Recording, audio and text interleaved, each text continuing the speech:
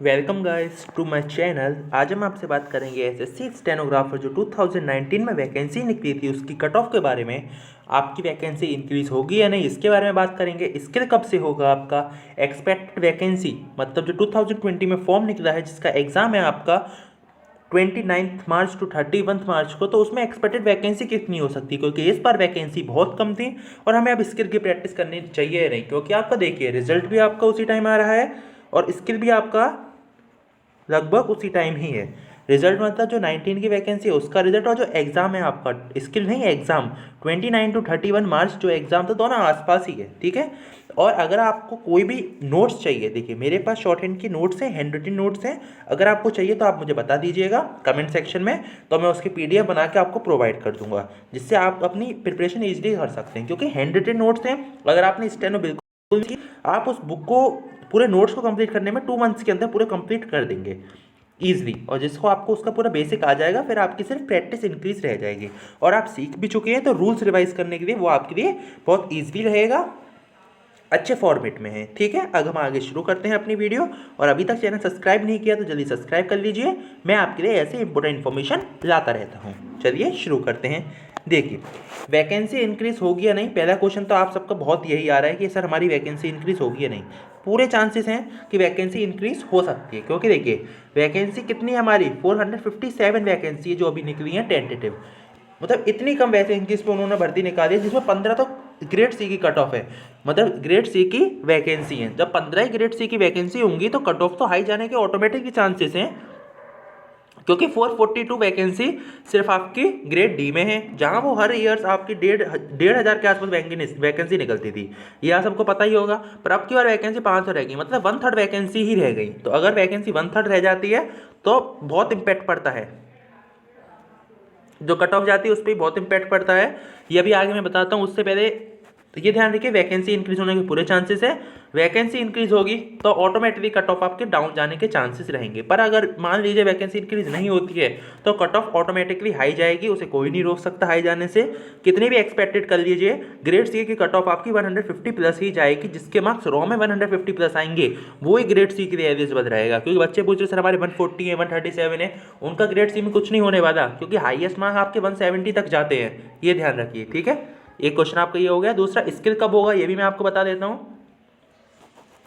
इसके लिए आपका expected October month to November month के बीच में ही होगा, क्योंकि रिजल्ट आपका अप्रैल में आता है, आपको प्रॉपर टाइम मिलता है अपने स्किल के लिए, पर इस टाइम थोड़ा जल्दी हो जाए क्योंकि अभी दूसरे का भी स्किल आ गया है। वैसे देखिए 18 वाली वैकेंसी थी, 1 साल बाद स्किल हुआ, अब यहाँ पे रिजल्ट हमारे इधर इसका एग्जाम हमारा उसमें हो जाएगा अप्रोक्स, मान लीजिए 29 मार्च को हमारा एग्जाम इसका हो ही जाएगा, तो इसके 3 से 4 महीने बाद रिजल्ट आ जाएगा, तो जुलाई अगस्त में इसका रिजल्ट आ जाएगा। तो इसका हमारा जो स्किल होगा वो जनवरी टू फरवरी हो जाएगा, ठीक है। जैन टू फेब आपका इसका भी स्किल हो जाएगा, और इसका स्किल आपका अक्टूबर टू जो 2019 वाली वैकेंसी है उसका अक्टूबर टू नवंबर में, अक्टूबर में ही होने के पूरे पूरे चांसेस हैं। तो अगर आप इस वाले एग्जाम, आपके इस एग्जाम में अच्छे मार्क्स हैं, मीडियम मार्क्स हैं, कि आप कट ऑफ के एलिजिबल हैं और आप अगले एग्जाम की थोड़ी तैयारी कर लीजिए। अगर आप दोनों एग्जाम की तैयारी कर लेंगे तो फिर आप पे स्किल पे पूरा फोकस होगा, क्योंकि फिर थोड़ी दिनों बाद ही वैकेंसी आएगी और उसका एग्जाम होने में भी टाइम लगेगा। तो आपसे मैं यही बोलूँगा कि आप अभी अपने एग्जाम की प्रिपरेशन कर लें, अगर जिसका डाइसी कंडीशन है, जैसे अभी मार्क्स बताऊँगा डाइसी कंडीशन पे है, तो अपने एग्जाम की तैयारी करें अच्छी तरीके से, स्किल को थोड़ा वेट दें, रिजल्ट आने की दें, उसके बाद स्किल की अच्छी तरह प्रैक्टिस कीजिए। आपने कहीं ना कहीं ऑनलाइन या ऑफलाइन शॉर्ट हैंड सीखी होगी तभी आपने इसका फॉर्म फिल किया है। वैसे ही क्या तो इसमें टाइम लगता है, आपको अप्रोक्स 6 to 8 मंथ देना ही पड़ेगा अपनी पूरी शॉर्ट हैंड को इजीली समझने के लिए, ठीक है। स्किल का हो गया। एक्सपेक्टेड वैकेंसी जो बच्चे पूछ रहे हैं 2020 में, उससे हम देख लेते हैं इसका एग्जाम कब है आपका। देखिए आपका फॉर्म भर ही चुके हो आप, 10 अक्टूबर का फॉर्म भरा था, 4 नवंबर को आपका फॉर्म एंड हो गया था। तो यहाँ इसका एक्सपेक्टेड डेट है, देखिए 29 मार्च को आपका एग्जाम होगा, 29 से 31, मतलब 29, 30, 31 3 दिन ही आपका एग्जाम इसका चलेगा, ठीक है। वैकेंसी अब कुछ कह नहीं सकते, वैकेंसी की श्योरिटी बच्चे पूछ रहे थे, श्योरिटी नहीं है, क्योंकि पहले 1500 के आसपास निकालनी थी, तो अब 457 ही रह गई, इससे तो ज़्यादा ही निकलेगी। अभी तो इसी में भरने के चांसेस पूरे पूरे रहेंगे। इसी बार भर्ती मेरे जो मैं अपने हिसाब से बता रहा हूँ 1000 तक हो सकती है इस ईयर वैकेंसी, और अगली बारी भी 1000 के आसपास आएगी, क्योंकि अब धीरे धीरे पोस्ट कम होती जा रही है, इतनी पोस्ट नहीं रहेंगी स्टेनोग्राफर की, क्योंकि स्टेनोग्राफर का वर्क रह क्या गया है, धीरे धीरे लिमिटेड होते जा रहा है वर्क। क्लर्क की वैकेंसी अब धीरे धीरे बढ़ती जा रही है, स्टेनोग्राफर की वैकेंसी कम होती जा रही है। अलग अलग फील्ड है ये मैं जानता हूँ, पर इतना लिमिटेड उसका स्कोप होते जा रहा है, क्योंकि अब आज कंपटीशन लेवल बहुत है। जहाँ आप 17 में देखेंगे इसमें कंपटीशन लेवल बहुत कम था, वहीं अब आगे देखेंगे 2021 और 22 में इसका कंपटीशन लेवल बहुत बढ़ जाएगा, क्योंकि बहुत लोगों के बारे में पता चलते जा रहा है। 17 में इतना यूट्यूब फेमस नहीं था, अब बच्चा इन्फॉर्मेशन डालता है, देखता है, इतनी अच्छी चीज़ें जाता है, कोचिंग में सीखता है, तो इससे फिर फॉर्म भरता है, तो इसका कॉम्पिटिशन लेवल बढ़ जाएगा। कॉम्पिटिशन के लेवल की बात है, मैं आपको कॉम्पिटिशन के बारे में भी बताता हूँ। जो अटेंडेंस रही है देख 2018 और 2019, 18 जो पहले हुआ था, 19 मतलब जॉब हुआ है। 18 में 4.5 लाख के आसपास ही फॉर्म अप्लाई हुए थे, ठीक है। इस बार भी 4.5 लाख के आसपास फॉर्म अप्लाई हुए हैं। 4.5 लाख लिख दे रहा हूँ मैं, इधर भी लिख दूंगा, समझ जाइए। तो अब की बार जो 2018 में थी अटेंडेंस, वो थी 185, मतलब 1,85,000, ठीक है। पर अब जो वो आई है अटेंडेंस, मैं आपको बहुत पहले भी वीडियो बता चुका हूँ, वो 1,12,000 ही रही है। तो बताइए 1,12,000, यहाँ कितने करीब करीब बच्चे, 70,000 बच्चे एग्जाम नहीं देने आए। यही थोड़ा डिसाइडिंग फैक्टर होगा। अगर वैकेंसी अगर हमारी जितनी 18 में थी 1500 के आसपास, उतनी वैकेंसी अगर हमारी होती तो कट ऑफ पे बहुत फर्क जाता, 120 वाले का भी डेफिनेटली सिलेक्शन हो जाता। पर बात यही आ गई, आपकी वैकेंसी कम हो गई है, स्टूडेंट भी कम हुए हैं, पर वैकेंसी ज़्यादा कम हो गई। वैकेंसी 1000 तक भी थी तब भी कोई इंपैक्ट नहीं पड़ता, इस बेसिस पर कट ऑफ ज़्यादा और जा सकती है। और बाकी और ब्रांचेस के भी, सीजीएल की भी, सीजीएल सीएचएसएल की आपने कट ऑफ देखी होगी, सीजीएल की तो नहीं, सीएचएसएल की 160 गई है, पर इससे कम रिलेशन है उसका। अब मान लीजिए मैं बोल दूँ सीएचएसएल कट ऑफ 160 है, तो यहाँ ग्रेड डी की कट ऑफ 160 जाएगी, उससे इसका कोई रिलेशन नहीं। बच्चों में तो फर्क है कि वहाँ आप 40 लाख फॉर्म भरते हैं, यहाँ 4 लाख भर रहे हैं। हर जना इसमें फॉर्म नहीं भरता, और एग्जाम में भर देता है। सीजीएल वाला सीएचएसएल में भर सकता है, इसमें नहीं भरेगा, ठीक है। आगे देख लेते हैं। देखिए ये मैं बता रहा था, आरटीआई रिप्लाई थी 1,12,000 जनों ने, सॉरी 1,21,000 जनों ने, 1,12,000 सॉरी मेरी फॉल्ट था, 1,21,000 जनों ने इसका एग्जाम दिया है। तो अब ऑटोमेटिक समझ लीजिए 25% के आसपास ही इसकी अटेंडेंस गई थी, ठीक है।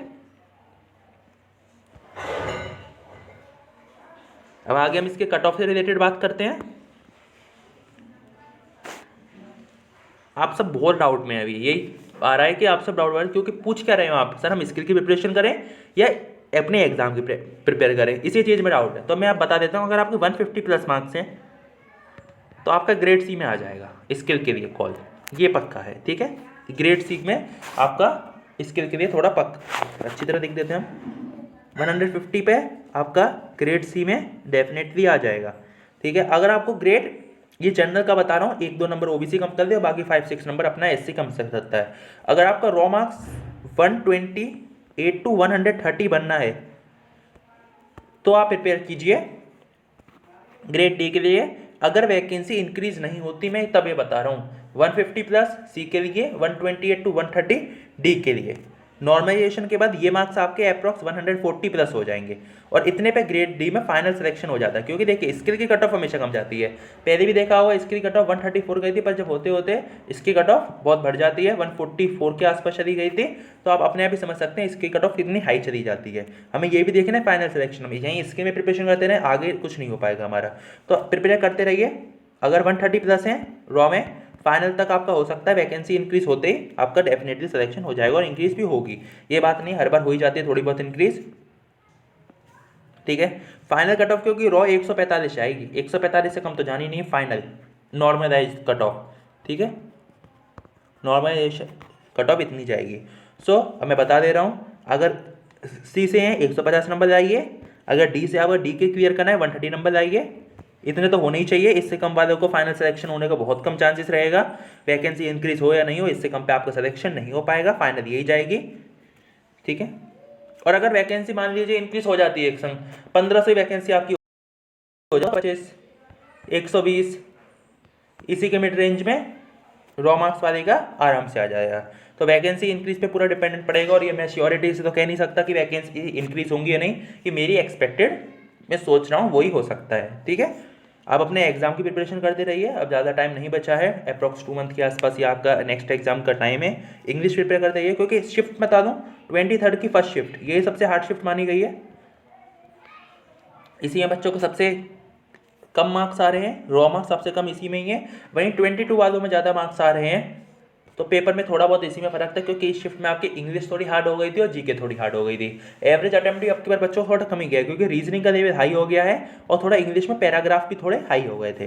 35 मार्क्स अटेम्प्ट कर रहे हैं रीजनिंग के बच्चे, ठीक है, और इंग्लिश में पैराग्राफ टफ था तो आखिरी बच्चे अटेम्प्ट नहीं कर पाए। तो अगर आप 130 के आसपास हैं अपने स्किल की प्रिपरेशन करते रहिए, गारंटेड है, ठीक है। ये मैं आपको बताने के लिए वीडियो बनाई थी। अगर आपको नोट्स चाहिए नीचे कमेंट सेक्शन में बता देंगे, मैं उसकी PDF बना के आपको प्रोवाइड करने की कोशिश करूँगा। आप बस ये बता दीजिए सर चाहिए, मुझे पता चल जाए कितने बच्चों को नोट्स चाहिए, मैं उस हिसाब से उसकी PDF बना के आप सबको अवेलेबल कराने की कोशिश करूँगा। Thank you so much for watching my video. अगर वीडियो अच्छी लगी चैनल को सब्सक्राइब जरूर कर दीजिएगा। मैं आपके लिए ऐसी इंपॉर्टेंट इन्फॉर्मेशन लाता रहता हूँ। थोड़ा नॉइस आ रहा होगा, कोई बात नहीं, आगे से वो में नहीं आएगा, थोड़ा यहाँ काम चल रहा था इस वजह से नॉइस आ रहा था। वीडियो को चैनल को सब्सक्राइब कीजिएगा, वीडियो को लाइक कीजिए, अपने दोस्तों के साथ शेयर कीजिएगा, उन्हें भी ऐसी इन्फॉर्मेशन मिलती रहे। चलिए, गुड नाइट, जय हिंद, जय भारत।